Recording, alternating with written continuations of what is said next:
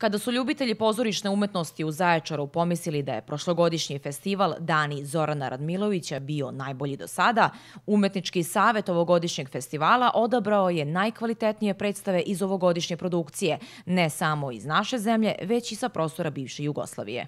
Pozorišni festival Dani Zorana Radmilovića je u svojoj istoriji prolazio veoma različite faze, od onih blistavih do onih koje bismo radije možda i zaboravili, ali svejedno poslednje edicije festivala govore da za budućnost festivala nema razloga da se brinemo i da je ona zagarantovana upravo onim što je postao repertoarski, programski profil, kvalitetne predstave, interes publike i jedna energija i atmosfera koja se stvara tih dana u Zaječaru.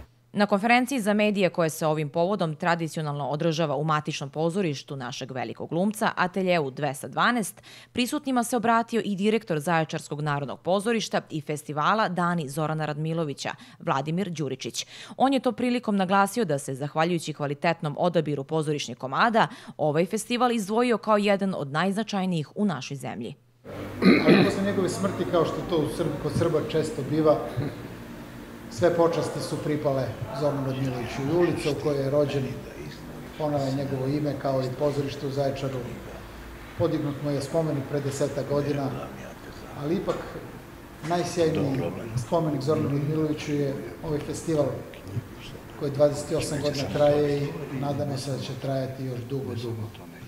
Pozorišni festival Dani Zorana Radmilovića biće održan od 18. do 25. oktobra, a publika će moći da uživa u različitim pozorišnim formama, pa tako nakon predstave Petra, 19. oktobra biće izvedena i monodrama Sve što sam prešutjela, u kojoj igra Mija Begović. U nedelju 20. oktobra biće izvedena predstava Beogradske radionice integracije Dok nas smrt ne rastavi, po tekstu Mire Furlan, a u režiji Predraga Mikija Manojlovića.